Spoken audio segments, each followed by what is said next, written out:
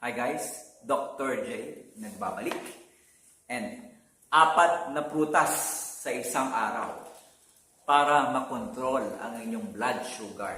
Whether diabetic ka o hindi diabetic, 4 na prutas. Totoo ba yan, Dok? Pinapakain mo ako ng 4 na prutas para bumaba ang blood sugar ko? Tama ba yung narinig ko? Yes, tama po yun. Pero may kondisyon. Okay? So yan ang pag-uusapan natin sa video na ito. And Dr. J po. Isa po akong internist and cardiologist. Dr. J sa YouTube at TikTok sa TikTok. Check nyo yung ating channels, ang ating TikTok, ang YouTube, and then 90% po hindi nakasubscribe sa mga watchers natin, sa mga viewers natin. So please, pakipindot naman, pasuyo. We are targeting makakuha tayo ng 500,000 to reach the 500,000 subscribers this year. Nasa 470,000 plus subscribers na tayo. So pakitulong po para mas disseminate natin yung ating mga health tips ni Dr. J. So balik tayo sa topic. 4 na prutas pero merong kondisyon para naman maging healthy tayo, no? Whether ikaw ay diabetic or papunta pa lang sa diabetes o may history ka ng sa pamilya niyo may mga diabetic pero hindi ka pa diabetic. So, kahit yung walang history ng diabetes, lahat to applicable sa atin, no? Para healthy tayong lahat. And number 1, dapat ang kakainin lang natin na fruits ay low glycemic index, low GI.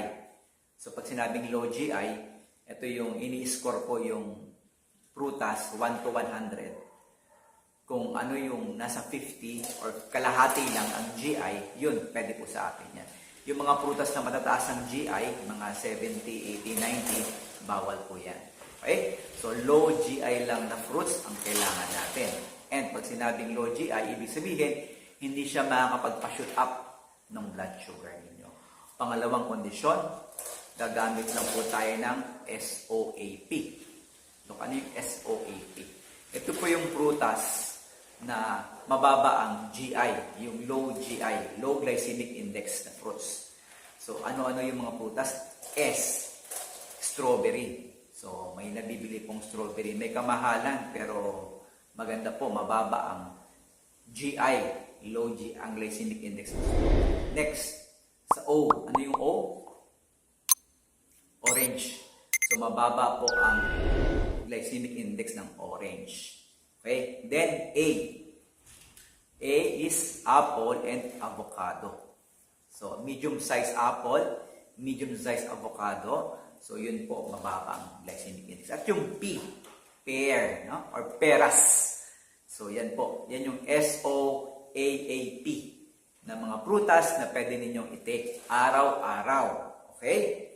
Next na kondisyon, dapat yung 4 na prutas na yan sa isang araw ay kasya lang doon sa 2 tasa. 2 cups pag sa babae at 3 cups sa mga kalalakihan. So yung kasya lang po doon sa tasa, yung maliit na tasa, yung serving size. So 2 tasa sa mga female population, 3 tasa ng prutas sa maghapon sa male population naman. Okay? Ang next na condition naman natin para sa 4 na prutas, dapat medium size lang siya. Okay? At hindi siya sobrang hinog. Pag sumobra na po yung hinog niyan, tumataas na po yung sugar content niya, yung carbohydrates. And dapat 15 grams lang po ang sugar natin, ang carbs. So, dapat hindi siya sobrang hinog at hindi siya dried fruit. Ang dried fruit po, healthy naman siya, maraming fibers. Pero, masyado na pong mataas ang sugar ng mga dried fruits. So, alam nyo yung pasas, yung raisins, 2 kutsara lang po yung raisins. Pag inubos nyo yung isang box na malaki, taas pong blood sugar. No? So, yun po yung mga kondisyon para ma-enjoy ninyo ang 4 na prutas sa isang araw. Kung ikaw ay diabetic or papunta pa lang sa diabetes o may history sa pamilya nyo ng diabetes. So you have to take that advice para naman hindi tumaas ang inyong blood sugar. I hope everything is clear. Malinaw lahat. Kung may tanong medical o may nararamdaman, ang tanong ng bayan, what to do? Dr. J,